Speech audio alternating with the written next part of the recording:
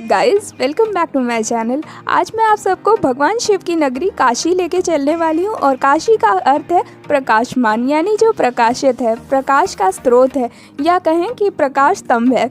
और ऐसा कहा जाता है कि काशी का इतिहास दंत कथाओं से भी ज़्यादा पुराना है।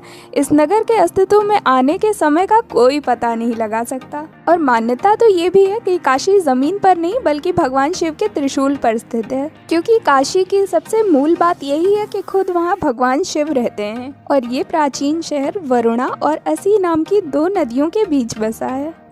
और दोस्तों, इस शहर को लेकर हिंदू धर्म में बड़ी मान्यता है कि अगर कोई व्यक्ति यहाँ आकर अपने प्राण त्यागता है या काशी में उसका अंतिम संस्कार हो तो उसे मोक्ष की प्राप्ति हो जाती है, यानी उस व्यक्ति को जन्म और मृत्यु के चक्र से मुक्ति मिल जाती है। दोस्तों, बनारस के बारे में लोगों का ऐसा अटूट विश्वास है कि यहाँ बहने वाली पवित्र गंगा नदी में यदि डुबकी लगा ली जाए तो सारे पाप धुल जाते हैं। और कई पर्यटकों के लिए तो गंगा नदी में सूर्योदय और सूर्यास्त के समय डुबकी लगाना एक अनोखा और यादगार अनुभव होता है। इसके अलावा दोस्तों, आप लोग यहाँ के मुख्य घाटों पर सुबह और शाम को होने वाली भव्य गंगा आरती में भी सम्मिलित हो सकते हैं। तो दोस्तों, अगर आप बनारस जाने की प्लानिंग कर रहे हैं तो ये वीडियो बिल्कुल आपके लिए परफेक्ट होने वाली है, क्योंकि इस वीडियो में मैं आपको सारी इन्फॉर्मेशन देने वाली हूँ, जैसे कि आपको वहाँ कैसे पहुँचना है, कहाँ रुकना है, खाने की क्या फैसिलिटीज़ मिलने वाली है, कहाँ कहाँ घूमना है, शॉपिंग कहाँ करनी है, कितने दिन का ट्रिप प्लान करें, कौन सा टाइम बेस्ट रहेगा विजिट करने के लिए। और इस सब के साथ अंत में मैं आपको ये भी बताऊँगी कि इस विजिट में आपका कुल खर्चा कितना आने वाला है। तो दोस्तों, बने रहिए हमारे साथ इस वीडियो में। और अगर आप हमारे इस चैनल पर नए हैं तो चैनल को जल्दी से सब्सक्राइब कर लीजिए। इसके साथ ही बेल आइकन को प्रेस करना बिल्कुल मत भूलिएगा, जिससे आपको हमारे आने वाले वीडियोस की नोटिफिकेशन मिलती रहे। चलिए दोस्तों, अब जल्दी से जान लेते हैं कि आपको यहाँ पहुँचना कैसे है। तो दोस्तों, आप फ्लाइट, ट्रेन या बस में से किसी भी विकल्प का चुनाव करके वाराणसी तक पहुँच सकते हैं। तो दोस्तों, अगर आप फ्लाइट से आ रहे हैं तो यहाँ पे मैं आपको बता दूं कि वाराणसी में खुद का हवाई अड्डा है। तो आप देश के किसी भी प्रमुख शहर से वाराणसी के लाल बहादुर शास्त्री अंतर्राष्ट्रीय हवाई अड्डे तक के लिए फ्लाइट ले सकते हैं, क्योंकि ये भारत के अन्य शहरों से बहुत अच्छी तरह से जुड़ा हुआ है। और दोस्तों, अगर आप ट्रेन से आ रहे हैं तो वाराणसी जंक्शन भारत के कई प्रमुख शहरों से रेल के माध्यम से बहुत अच्छी तरह से जुड़ा हुआ है। आप दिल्ली, मुंबई, भोपाल और भारत के कई बड़े शहरों से वाराणसी के लिए ट्रेन पकड़ सकते हैं। और दोस्तों, वाराणसी रेलवे स्टेशन पहुंचने के बाद आपको रेलवे स्टेशन के बाहर ही इजीली कैब, टैक्सी या ऑटो मिल जाएंगे। और दोस्तों, अगर आप बस से आ रहे हैं तो हम आपको बता दें कि इस शहर के लिए आपको दिल्ली और आसपास के शहरों से बस आसानी से मिल जाएगी। चलिए दोस्तों, बनारस पहुंचने के बाद सबसे पहले आपको अपने रहने के लिए एक होटल देखना है। तो दोस्तों, मेरा सजेशन आपको ये रहेगा कि आप अपना होटल अस्सी घाट के आसपास देखिए, क्योंकि यहाँ पे आपको काफ़ी सारे होटल्स के ऑप्शंस तो मिल ही जाएंगे, साथ ही साथ आपको खाने पीने के भी बहुत सारे ऑप्शंस मिल जाएंगे।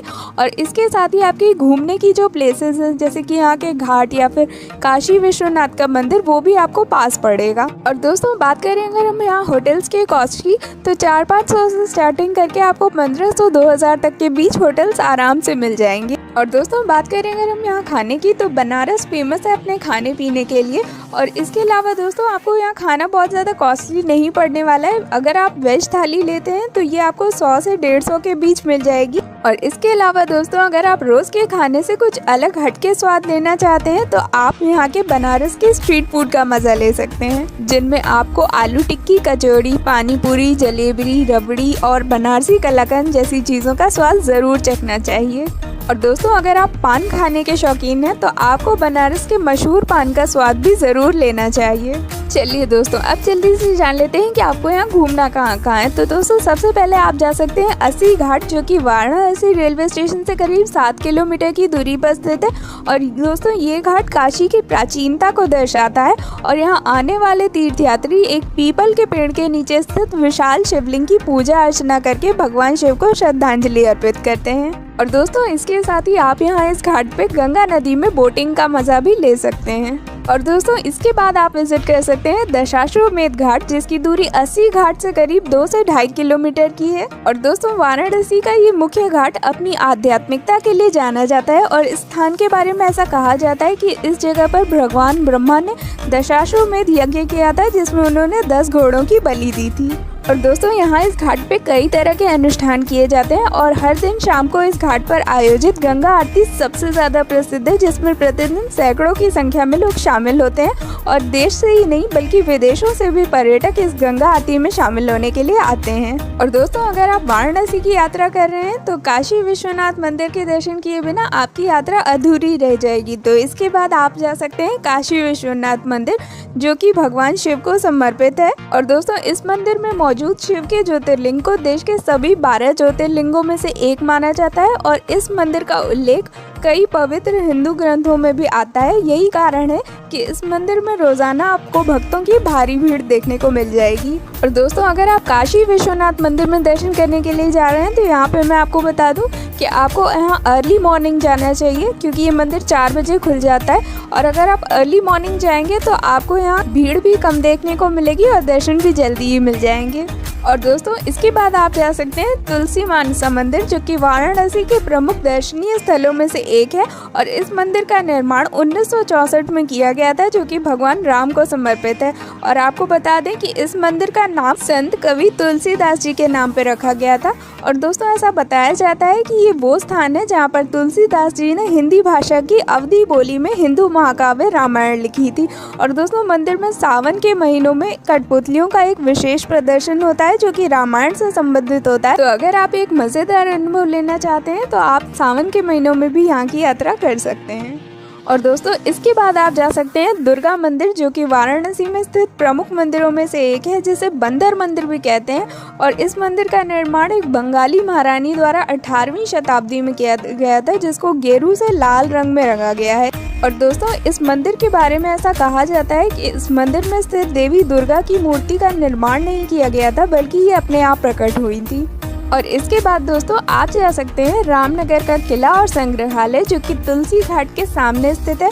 दोस्तों ये किला तो एक ढहता हुआ खंडर है, लेकिन यहाँ का जो म्यूजियम है उसमें आप देख सकते हैं पुरानी अमेरिकी कारों के दुर्लभ संग्रह, हाथी दांत वर्क, मध्यकालीन वेशभूषा और एक विशाल खगोलीय घड़ी। और दोस्तों बात करें अगर हम यहाँ के टाइमिंग की तो सुबह 10 बजे से शाम के 5 बजे तक ये खुला रहता है। और इसके बाद दोस्तों आप वाराणसी से 13 किलोमीटर दूर जा सकते हैं सारनाथ, जो कि भारत में प्रसिद्ध बौद्ध तीर्थ स्थलों में से एक है। और दोस्तों काशी के घाटों और गलियों को घूमने के बाद आप इस जगह आकर एकांत में शांति का अनुभव करेंगे। और दोस्तों इस जगह के बारे में ऐसा माना जाता है कि बोध गया में ज्ञान प्राप्त करने के बाद भगवान बुद्ध अपने साथियों की तलाश में सारनाथ आए थे और यहाँ पे उन्होंने अपना पहला उपदेश दिया था। और दोस्तों यहाँ सारनाथ में आप विजिट कर सकते हैं म्यूजियम और एक्सकेवेटेड साइट, जिसकी कंपोजिट टिकट अगर आप लेते हैं तो भारतीयों के लिए इसकी कीमत 30 रुपए है और विदेशी पर्यटकों के लिए इसकी कीमत 305 रुपए है। चलिए दोस्तों अब बनारस घूमने के बाद अगर आप यहाँ कुछ शॉपिंग का मन बना रहे हैं तो आप जा सकते हैं घोड़ोवालिया मार्केट, जो कि यहाँ का सबसे बड़ा और सबसे व्यस्त बाजार है। और आप यहाँ पे डेली यूज के आइटम्स से लेकर कांच की चूड़ियाँ और ट्रिंकेट्स भी खरीद सकते हैं। और इसके अलावा दोस्तों अगर आप बनारसी सिल्क साड़ी लेना चाहते हैं तो वो भी आपको इसी मार्केट में मिल जाएगी। और इसके अलावा दोस्तों सेकंड ऑप्शन है वो है बनारस सिल्क एम्पोरियम, जो कि आपका छावनी रोड पे पड़ जाता है। यहाँ पे आपको पारंपरिक silk sari, stole, bed cover के साथ साथ और भी काफी सारी चीजें देखने को मिल जाएंगी। और दोस्तों वैसे तो ओरिजिनल सिल्क साड़ीज़ काफ़ी ज़्यादा कॉस्टली आती हैं, लेकिन अगर आप इतनी कॉस्टली नहीं लेना चाहते हैं, आप थोड़ी सस्ती क्वालिटी की देखना चाहते हैं, तो आप जा सकते हैं मदनपुरा, सिंगरा या बनस फाटक। चलिए दोस्तों अब आ जाता है सबसे बड़ा सवाल कि आपको यहाँ के लिए कितने दिन का ट्रिप प्लान करना चाहिए, कौन सा बेस्ट टाइम रहेगा विजिट करने के लिए। तो दोस्तों 1 से 2 दिन आपके बनारस की ट्रिप के लिए पर्याप्त रहेंगे। और दोस्तों यहाँ विजिट करने का जो बेस्ट टाइम होता है वो होता है सितंबर से मार्च तक के महीनों का। और इसके अलावा दोस्तों अगर आप यहाँ नवंबर के महीने में आते हैं तो आप यहाँ होने वाले 5 दिवसीय गंगा महोत्सव में भी शामिल हो सकते हैं। और दोस्तों बात करें अगर हम बजट की, तो बनारस की 2 दिन के ट्रिप का खर्चा ऑन एन एवरेज 2500 रुपये प्रति व्यक्ति तक का आ जाएगा। और इसमें मैंने आपकी फ्लाइट, ट्रेन या बस की टिकट का किराया और आपकी शॉपिंग का खर्चा इंक्लूड नहीं किया है। इसमें मैंने सिर्फ आपके होटल, खाने पीने और लोकल ट्रांसपोर्ट का खर्चा इंक्लूड किया है। तो दोस्तों उम्मीद करती हूँ आपको वीडियो पसंद आई होगी। वीडियो पसंद आई तो जल्दी से इसे लाइक कर दीजिए। और अगर आपके मन में कोई क्वेरी है तो आप मुझे कमेंट करके भी मुझसे पूछ सकते हैं। और इसके अलावा आप मेरे इंस्टाग्राम पे भी मुझे फॉलो करके वहाँ भी अपनी क्वेरीज डायरेक्टली मुझसे पूछ सकते हैं। मैं मिलूंगी जल्दी आप सबसे अगली वीडियो में एक और नई डेस्टिनेशन के साथ। Till then stay happy, stay fit and keep travelling.